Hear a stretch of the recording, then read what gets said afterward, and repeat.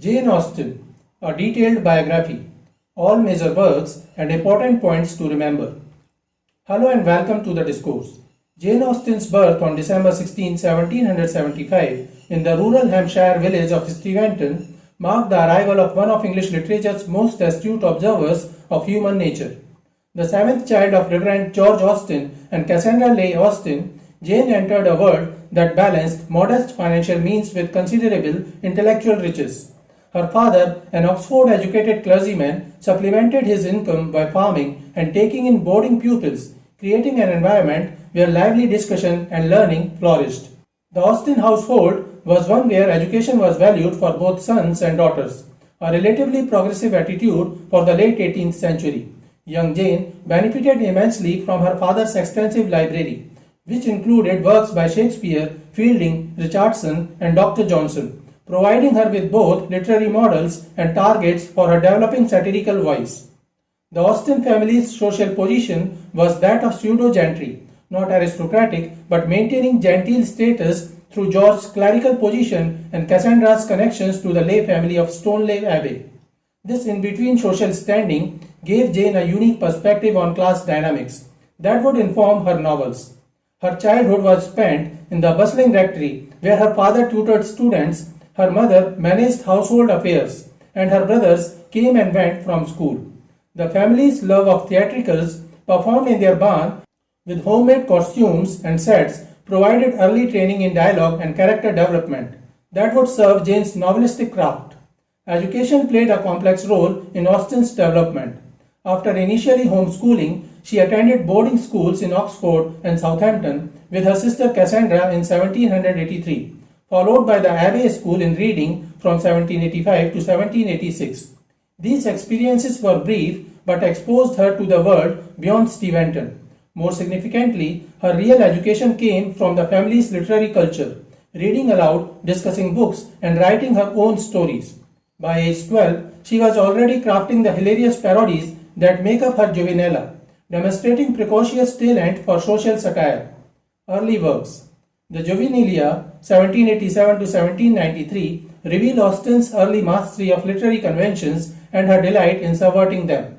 Love and Friendship, 1790, mercilessly parodies the sentimental novels popularized by writers like Samuel Richardson and Rousseau, with its heroine swooning dramatically at every opportunity. The History of England, 1791, written when Austen was just 15, showcases her Tory political leanings and wicked sense of humor, presenting a highly partisan account complete with Cassandra's deliberately crude illustrations. These youthful works already display the irony, social observation, and narrative control that would characterize her mature novels. Austen's transition to more serious fiction began in her early 20s with Lady Susan, 1794, an epistolatory novel featuring one of literature's most fascinating anti-heroines. The manipulative, charming widow Lady Susan demonstrates Austen's early interest in complex female characters who defy social expectations. Around 1795, she began Elinor and Marianne, an early version of Sense and Sensibility told through letters, exploring the tension between reason and emotion that would become central to her work. The late 1790s marked Austen's first attempts to publish. First impressions. The original version of Pride and Prejudice was completed by 1797 and offered to publisher Thomas Cadell, who rejected it unread. Undeterred, Austen began revising Elinor and Marianne into third-person narrative while writing Susan, later Northanger Abbey, which she sold to publisher Benjamin Crosby in 1803 for £10. When Crosby failed to publish it, the manuscript languished for years until Austen repurchased it in 1816. Austen's mature publishing career began in 1811 with Sense and Sensibility, published anonymously by a lady.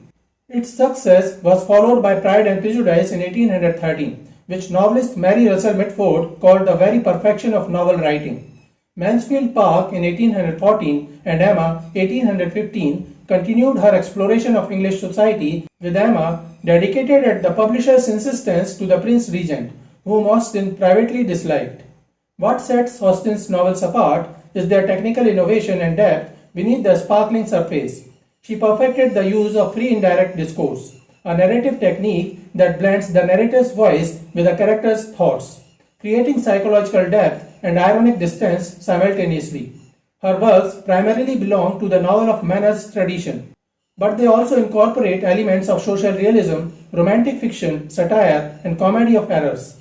Austen's novels focus on social behavior, class distinctions, and the rules of propriety in late 18th and early 19th century England. Her novels depict everyday life with precise detail, avoiding the melodrama of Gothic or sentimental fiction popular in her time. Several of her heroines undergo moral and emotional growth, suggesting Bildungsroman in her novels. The final years of Austen's life saw her creative powers undiminished despite declining health. Persuasion, completed in 1816, shows new emotional depth in its treatment of lost love and second chances. Its famous passage about the elasticity of mind that allows women to endure heartbreak reveals Austen's mature understanding of female resilience. She also wrote Plan of a Novel in 1816, a witty parody of conventional fiction tropes, mocking the advice of well-meaning but clueless admirers. Sanditon, left unfinished at her death, ventures into new territory with its satire of health fads and speculative development, suggesting Austen's art was still evolving. Austen died on July 18, 1817 in Winchester, where she had gone seeking better medical care. The cause was likely Addison's disease, though some scholars suggest lymphoma. She was buried in Winchester's Cathedral. Her modest memorial making no mention of her writing, an omission corrected in 1872 when her nephew James Edward Austen Leigh installed a new plaque honoring her literary achievements. The posthumous publication of Northanger Abbey and Persuasion in 1818 with Henry Austen's biographical notice marked the beginning of Austen's journey to literary canonization. Early 19th century critics like Walter Scott recognized her genius, though Victorian commentators often softened her sharper edges. By the mid-19th century, critics like George Henry Lewis and Thomas Macaulay praised her genius, but it was not until the 20th century that she gained widespread acclaim. Regulated Hatred, D.W. Harding's interpretation. In his influential 1940 essay, Regulated Hatred, an aspect of the work of Jane Austen, critic D.W. Harding argued that Austen's novels were far more subversive than they appeared. Rather than being merely charming comedies of manners, they contained a veiled but sharp critique of the society in which she lived. Harding coined the term regulated hatred to describe Austen's controlled use of satire, her ability to mock hypocrisy, snobbery, and oppressive social norms while maintaining a polished, genteel surface. Harding saw Austen's irony as a defensive weapon, allowing her to express disdain without openly alienating her audience. For example, characters like Mr. Collins, Pride and Prejudice, and Lady Bertram, Mansfield Park are not just humorous but scathing indictments of social pretension and moral complacency. Harding's essay challenged the Victorian image of Austen as gentle, unthreatening writer, revealing the anger and frustration beneath her elegant prose. His interpretation paved the way for later feminist and Marxist readings of her work. The 1940s marked a turning point, with scholars like F.R. Lewis including her in the great tradition of English literature. Harding's Regulated Hatred essay helped reshape Austen's image, emphasizing her subversive wit rather than just her romantic plots. The 20th century saw major critical reprisals, from Harding's Regulated Hatred thesis to feminist readings by scholars like Sandra Gilbert and Susan Gobar. Today, Austen's global appeal spans academic conferences, popular adaptations, and devoted fan cultures, proof that her little bit 2 inches wide of ivory, as she modestly described her work, continues to captivate readers worldwide. From the mischievous parodies of her youth to the mature masterpieces of her final years, Austen's literary evolution represents one of the most remarkable in English literature. Her 6 completed novels offer not just exquisite entertainment but profound insights into human nature, social dynamics, and the art of fiction itself. As Virginia Woolf observed, Austen's genius lies in her ability to reveal the depths of the human heart through apparently trivial domestic incidents. 2 centuries after her death, her works remain vital, challenging, and endlessly rewarding, a testament to the enduring power of her regulated but razor-sharp vision. So this is it for today. We will continue to discuss the history of English literature. Please stay connected with the discourse. Thanks and regards.